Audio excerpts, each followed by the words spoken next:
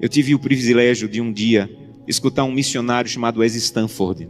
Ele passou uma parte da sua vida ajudando a igreja na Etiópia, que por 17 anos esteve sob o regime comunista.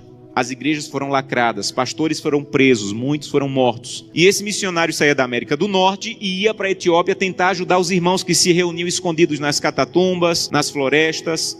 E um dia ele foi na cidade de Sodo, uma cidade no sul da Etiópia, e conheceu um pastor chamado Tadessa Assai. Um homem de Deus que tinha uma especialidade. A especialidade do pastor Tadessa era pregar nos funerais. Onde tinha um funeral, o pastor ia. Então, quando a polícia sabia onde tinha funeral, ia lá porque o pastor estava pregando, pegava o pastor, prendia o pastor, espancava o pastor, soltava o pastor e ele voltava a pregar. E um dia a polícia ficou com tanta raiva que disse assim: nós não vamos mais soltar o pastor Tadessa, ele vai ficar preso agora. E ele pensou: já que eu vou ficar preso, vou pregar na prisão. E levou 22 a Jesus Cristo dentro da prisão. E a polícia disse: não vamos mais soltar o pastor Tadessa, nem vamos mais deixar ele preso, nós vamos matar o pastor Tadessa eletrocutado, para servir de testemunho para que ninguém mais queira seguir Jesus. E anunciaram na cidade: amanhã, às 9 horas da manhã, o pastor Tadessa vai morrer eletrocutado. Mas eles não tinham cadeira elétrica. E eles chamaram as pessoas para o centro da cidade, para a praça da cidade, pegaram os fios desencapados, amarraram o pastor Tadessa, uma multidão veio assistir, deram 1 minuto para o pastor Tadessa orar, começaram um discurso contra o cristianismo, puxaram a chave para a corrente elétrica passar e matar o pastor. Houve uma explosão, fumaça e faísca para todo lado, a corrente elétrica não chegou e o pastor não morreu. Desamarraram o pastor e disseram: vão para casa, um eletricista vai consertar a gambiarra e amanhã nessa mesma hora o pastor Tadessa morre. E o pastor Tadessa pensou: já que eu vou morrer amanhã, vou passar a noite em oração. E voltou para a cadeia e passou a noite em oração. No outro dia, mesma coisa. A multidão veio, amarraram o pastor Tadessa, alguém havia passado o dia tentando consertar, puxaram a chave, explosão de novo, fumaça e faísca, a corrente elétrica não chegou. E a multidão começou a apertar tanto, fazer tanto barulho, que a polícia ficou temerosa, desamarrou o pastor e disse assim: vai embora daqui. E esse missionário estava lá e disse que acompanhou o pastor Tadessa e disse assim: pastor Tadessa, o que é que o senhor vai fazer? Um homem que passou 2 vezes pela morte, o que é que o senhor vai fazer? E ele disse assim: tem um funeral e eu soube que tem um funeral, eu vou lá pregar. E ele disse assim: pastor Tadessa, eu represento milhares de cristãos na América e nós estamos orando muito por vocês. E disse que o pastor Tadessa se virou, ficou com o rosto sério e disse assim: vocês na América estão orando por nós, aqui na Etiópia? Então volte para a América e diga que nós é que estamos orando por vocês. E ele falou: mas por que vocês estão orando por nós se vocês é que estão sendo perseguidos, pastor? E ele falou: irmão, ninguém na Etiópia acorda sem pensar, nenhum cristão na Etiópia acorda sem pensar: hoje pode ser meu último dia de vida.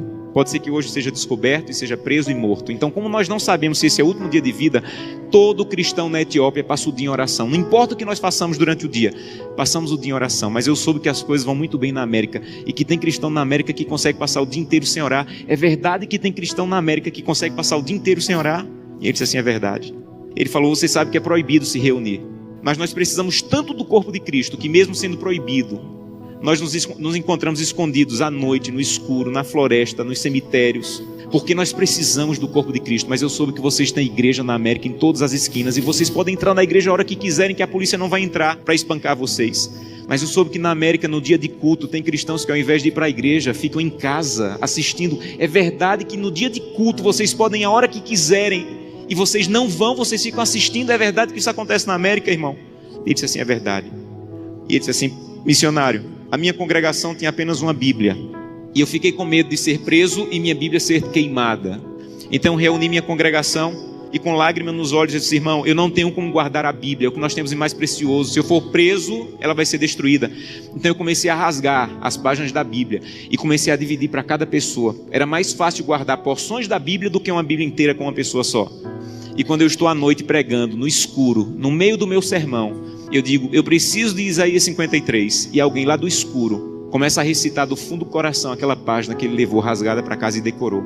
Mas eu soube que na América vocês podem ter 8, 10 Bíblias em casa.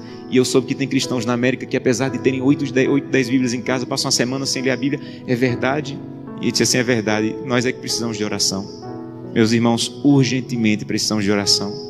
Porque cantamos: breve Jesus voltará. Levantamos a mão no apelo dizendo assim: eu quero voltar para o céu para ser dono de tudo.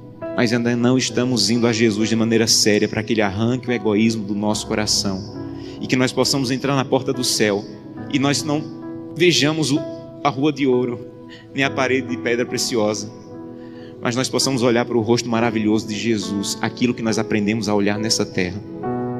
Eu tenho um sonho O sonho da minha vida, entrar na porta do céu, segurando a mão de Gleice, minha esposa, e Glenda e Samuel, os meus filhos. Eu quero chegar em frente a Jesus. Eu quero dizer: Jesus, cheguei com minha família. Essa aqui é Glenda, Samuel e Gleice. E eu espero que Jesus diga mais ou menos assim: Josanã, eu já conheci a sua família, porque todo dia você ia à presença.